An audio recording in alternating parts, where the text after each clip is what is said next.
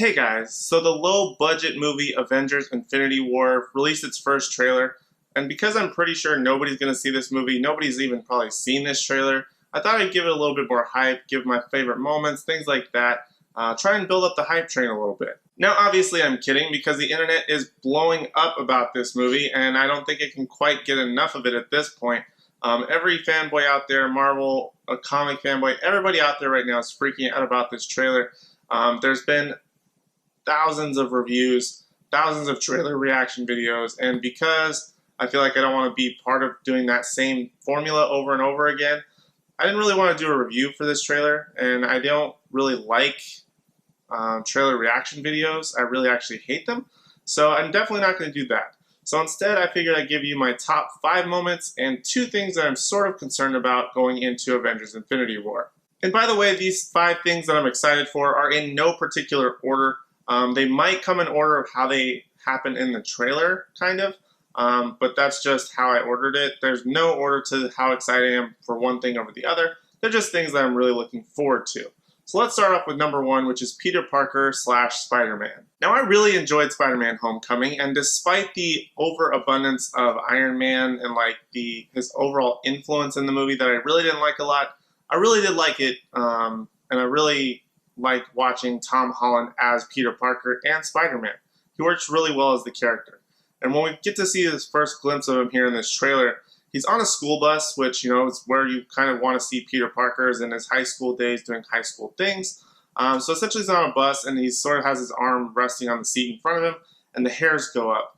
So we know it's pretty much confirmed that his spider senses are indeed tingling now. And he's sort of more developed. I think that we actually get to, because we get to see his spider sense in action, it makes it a lot more exciting because that is one of the top things that makes Spider-Man Spider-Man, and one of the things he's most known for, at least from a fan's perspective, I think. So the fact that they're introducing that or exposing it more is really, really exciting. So the hairs on his arm stand up, and he sort of turns and sees like this threat in the sky over New York City, and it's just really exciting to see Spider-Man back in action again. We'll go back to the threat in the sky, but back to Spider-Man. Then we get to see the Iron Spider suit in action with Peter Parker, Spider-Man, whatever you want to go by terminology-wise, in action, sort of doing some flips. He does this flip, the eyes light up on the Iron Spider suit. It just looks really, really cool. My one sort of gripe about it, and this isn't the 2 concerns that I have, is that it looks very reflective.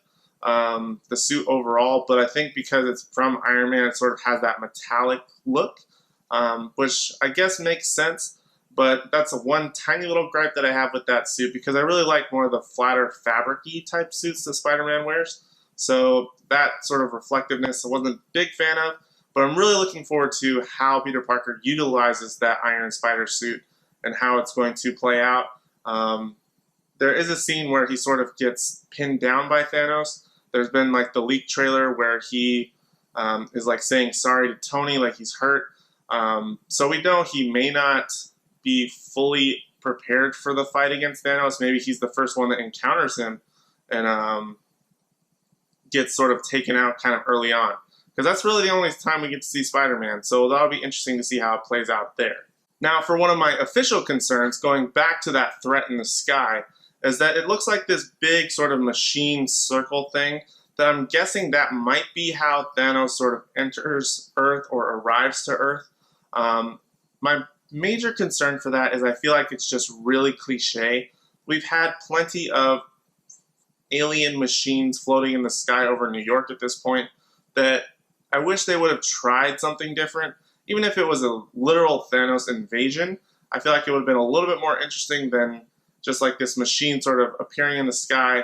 We have to go fight it and like the portal opens up.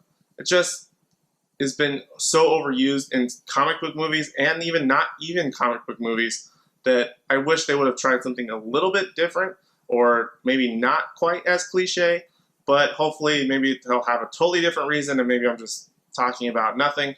But that is one concern that I definitely have for Infinity War. As for number 2 on my most exciting things in this movie list, is going to be the man I've been waiting to see in action for quite some time now, the Mad Titan himself, Thanos. Now we finally get to see him not only appear, we get to see him moving, speaking a little bit more. He hasn't really done a whole lot of that in like the teases that we've gotten over the past, how long have they been teasing Thanos now? Like it's about time we get to him. So I'm really excited to see that. But something even more exciting is that he has the Infinity Gauntlet. He has 2 stones that we can see, possibly 3, on the gauntlet already. So that's really exciting to see that he's coming to that full power of the gauntlet. So the stakes are pretty high at that point. And then even better is that he rocks Iron Man so hard in one scene. Like it's really fast, but he punches Iron Man so hard. Iron Man goes down really hard. I'm sorry for all the Iron Man hate in this video. It's just that I'm sort of over the abundance and use of Tony Stark and Iron Man, but he rocks him really hard. And not only am I excited that he punches Iron Man, but I feel like it really shows that Thanos is not there to play, that he's really there to do business. He's there to take over the world and go after those Infinity Stones and really show his dominance. And Iron Man might not be the only one that gets hit by Thanos that hard. It'll be interesting to see how Hulk takes it, how a bunch of other these characters will be able to fight against Thanos. And it's going to be really exciting to see the implications of the destruction that he causes. Because, let's face it, not everyone's going to make it out of this alive. So, I don't know who's going to die, but it's going to be really interesting to find out who does die, what the effects of Thanos are going to be, how they're going to sort of get rid of Thanos, I guess, at some point, or how they're going to make him go away. I'm feeling that's going to be more of an Avengers 4 thing. I think that Thanos is going to be on top, more or less, of the Avengers by the end of this film. We'll see how that goes. He'll be near conquering Earth at that point. Then it'll sort of be a rebellion movie to get back to defeating Thanos maybe in number 4. I'm not sure how it's going to work out. It's just my theory. But I'm really excited to see how Thanos plays into the whole dynamic of coming to Earth and fighting the Avengers. Next up on my exciting things list is going to be a moment between sort of Black Panther and Captain America. So we get some quick cutscenes of like some people or soldiers or whoever attacking this man in the shadows. And then we eventually cut to Black Panther, who's like, get this man a shield. And Cap walks out with his beard. And it's just one of the coolest moments, I think, ever. One of the greatest lines and trailer moments possibly ever. And it's just so awesome. I'm just going to play it for you. And get this man a shield. Enough said. You get it. It's a great moment. And now for number 4 on my most exciting list, and that is the Guardians of the Galaxy. Now, we are finally getting the Guardians into the MCU, interacting with, well, they've been in the MCU, but interacting with other MCU characters. And it's about damn time. I mean, I feel like them coming to Earth or assisting in fighting the bigger war against Thanos is pretty much about time. So essentially what's going on is, you're probably going to see the trailer if you haven't seen it already. Thor turns around, he's like, who the hell are you guys? He's on some sort of ship, and it's the Guardians of the Galaxy. And like I said, I'm really excited for the Guardians introduction for several reasons. Number 1, we're going to finally get to see their interaction with the rest of the MCU characters. We're going to finally be able to see Peter arrive to Earth for probably the first time since he got taken away by Yondu.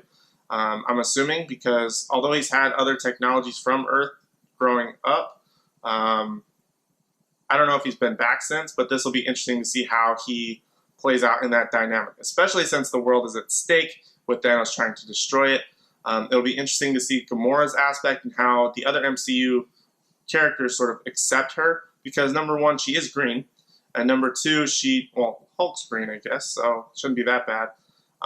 But because she has knowledge about Thanos, she's essentially the daughter or stepdaughter of Thanos, so she has knowledge of what he's capable of. So she's going to be the pivotal person that's going to explain who he is and how they can possibly defeat him or things that they can try.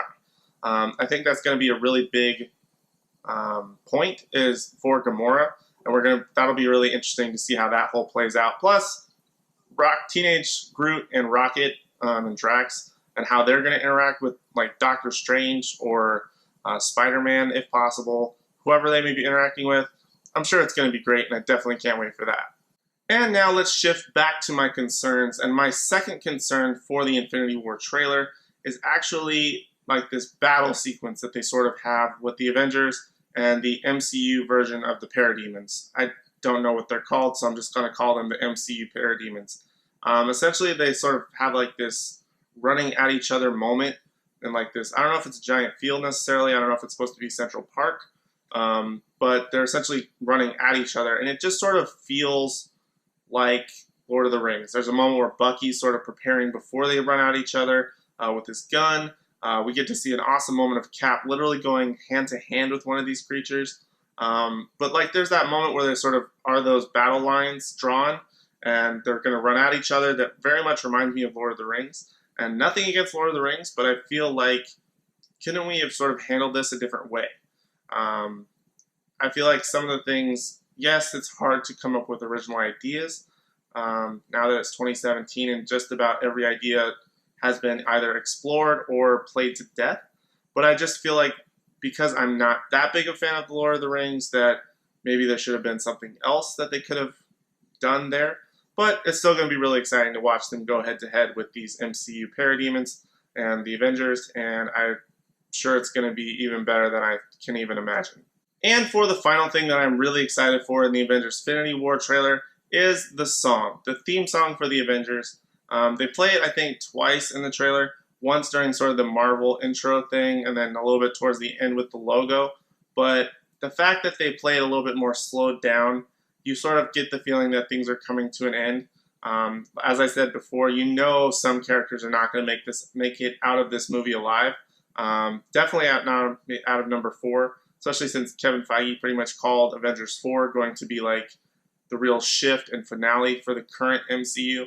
So I'm really excited to see how that plays out. Again, the implications, the ramifications of Thanos, everything that's going to happen, who dies, how the world is essentially going to change because of this, where we're going to explore. Are we going to go into space? Are we going to take a lot of these more popular characters and those who do survive into space after Thanos?